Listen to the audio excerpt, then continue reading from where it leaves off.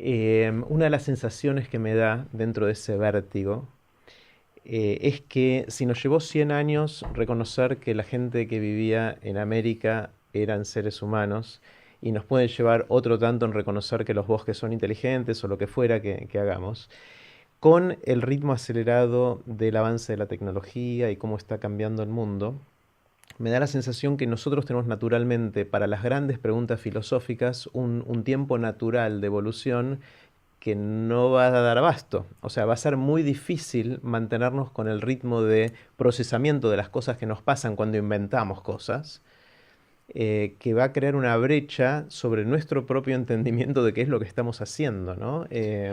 Sí, yo a veces pienso eso también, Charlie. A mí lo que me pasa es que yo hoy soy optimista empedernido, o Ujú, cabeza dura del optimismo, y creo que vamos a llegar a un punto en donde vamos a tratar de que estas reflexiones, que a mí me gusta pensar que son filosóficas, pero podemos pensar que son otro tipo de reflexiones, van a tener que estar de la mano con los avances tecnológicos mm, y vamos a tener que frenar. Lo digo de manera sin pensarlo mucho porque no me detuve a pensar, pero siempre creí que eso pasaba un poco, que pasó un poco con los potenciales peligros de la energía nuclear. Yo no viví esa época, yo nací en el 80, pero veía las películas o cosas en donde genuinamente, digamos, muchas personas del planeta pensaron que se venía el final. O sea, era una guerra o era un conflicto que en un momento parecía inevitable y de hecho nada, aniquiló a estuvimos millones de cerca. personas. Estuvo muy cerca. Y algo lo frenó, ¿no? Digo, yo ahora cuando veo las discusiones sobre el calentamiento global, digo que parece ser una amenaza aún mayor. Digo, bueno, espero que también, digamos, como cuando uno está por meter la pata y tipo un poco de miedo te retraes o haces algo que te da cuenta. Yo creo que quizás en estos debates, ¿no? Si la inteligencia artificial, cuán regulada debería estar por si eventualmente tiene consecuencias imparables o indeseadas. Yo creo que siento por optimismo que va a suceder algo así. O sea, que esa De ambición, regulación, de que se regule. sí, de tratar de que esté acompañada por una reflexión que te diga, mira, hasta acá, vamos a pensar. De todas maneras, muchas veces también los mismos artefactos nos ayudan a pensar, ¿no? Como que Mm, quizás hay algo ahí de colaboración que podamos hacer, ¿no? Como que esas reflexiones, haya algo en lo que creamos, que no, o que queramos de crear, que podamos, que puedan acompañar. sí. Pero yo creo que nos vamos a pegar un julepe, un susto, y vamos Sí, a yo, retirar. o sea, quiero ser optimista, pero me cuesta en Claro. algunas cosas. Y creo que la analogía entre el riesgo nuclear de su momento, que sigue estando, pero está bajo control, o tenemos otros que nos preocupan más, Sí. digamos. La diferencia entre el riesgo nuclear de ese momento y el riesgo ahora del calentamiento global o la crisis climática y ecológica, o el riesgo de la superinteligencia haciendo cosas que no nos gusten, es distinto conceptualmente por varias razones. El riesgo nuclear era algo que había pocas personas que tenían el poder de hacer un daño muy grande, que inclusive era grande pero no era tan grande como el daño que pueden hacer estas otras cosas ahora, pero eran pocas personas. Entonces es verdad que podría haber sido un desastre y estuvimos cerca de que lo fuera y quizás en otro de los multiversos lo fue, digamos, en este por suerte no, pero podría haber sido y no fue. Pero ahora esto es mucho más descentralizado. La capacidad de hacer daño depende del comportamiento de un montón de gente. Por el lado del calentamiento global o la crisis climática, somos muchos los que tenemos que cambiar comportamientos muy arraigados y eso lleva un montón de Sí. tiempo y ni siquiera estamos en la trayectoria correcta, por un lado. Y en el caso de la inteligencia artificial, es muy difícil de regular, porque ¿quién regula eso? O sea, ¿es un gobierno? ¿Son las Naciones Unidas que no tienen poder para hacer eso?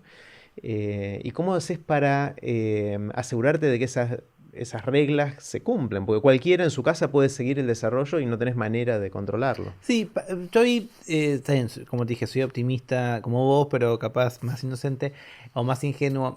Yo creo que está descentralizado de alguna manera, digamos, no sé. Igual nada, dije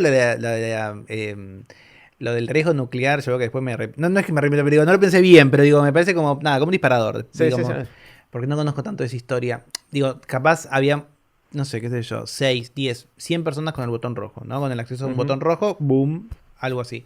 Acá parece que son millones de personas que eventualmente pueden poner un grupo de compus a generar algo. eventualmente todo eso también se termina, para que tenga un gran alcance, termina siendo que necesitas unas plataformas, unas Mm, compañías especiales, que no son tantas. Entonces, en los debates sobre regulación, que nosotros desde la filosofía los pensamos un montón, pasa algo también similar a lo del cambio climático. Todos tenemos que cambiar nuestros hábitos, pero lo cierto es que cuando ves los papeles, son pocos las entidades, muchas veces grandes compañías, en este caso los gobiernos, que tienen que tomar esa decisión, porque esas famosas comparaciones de cuánto daña o cuánto impacta el medio ambiente, la huella que deja un vuelo de Buenos Aires a Nueva York comparado con la separación que haces de residuos, bueno, no tiene que desanimarte a no hacer residuos, pero sí tiene que poner el foco en donde tienen que estar las regulaciones. A mí con el tema específico de regulaciones, es un tema que la verdad es que no conozco tanto derecho, pero nos apasiona y tratamos de meternos desde la filosofía, desde un punto de vista que yo creo que es muy relevante y muy necesario, y es qué tiene que decir América Latina de eso. Porque vos te vas a mm, encontrar con Europa, que es quizás donde vas a encontrar, de hecho este año se publicó en las primeras regulaciones, digamos, sobre inteligencia artificial y fairness de la Unión Europea, en donde, bueno, por lo menos Europa se autopercibe como grandes o fuertes estados que pueden controlar estas compañías. Y si seguís las notas periodísticas vas a ver que regularmente hay, ¿no? Como multas o regulaciones contra los grandes de Internet. Del otro lado está Estados Unidos, donde están esas compañías y que en general parece tomar otro camino. Y es, ok, la autorregulación, ¿no? Ok, con todos estos problemas, porque de golpe tenés un presidente que tuitea discurso de odio y hay todo un debate porque después hay otros con igual o semejante poder que no usás la misma vara. Otro debate. Ahí lo que nosotros planteamos siempre, nosotros decimos la mirada desde el sur, ¿no? Para tratar de pensar que no tiene que ser, los argentinos solemos pensar que somos nosotros los importantes, ¿no? Pero digo, la mirada del sur en el sentido de, bueno, ok, América Latina tiene un rol distinto. No parece que tengamos los gobiernos que tiene Europa, no parece que tengamos ese poder, pero tampoco parece que tengamos las compañías tan fuertes de Estados Unidos. Pero desde Argentina, desde México, desde Chile, Perú, desde Colombia, se hace un montón de partes de ese software. O sea, digamos, y hay startups y hay gente que hace código, o sea, creamos algunos de esos componentes. Entonces, para mí también ahí es esa mirada, ¿no? De qué tenemos que hacer nosotros, que ni tenemos los gobiernos fuertes que Europa dice que tiene, ni tenemos esas centrales que tenemos. ¿Qué puede ser? A mí como todo, o no sé como todo, pero a mí por lo menos a veces la relación del Estado me hace levantar la ceja, porque ahí también me siento un filósofo.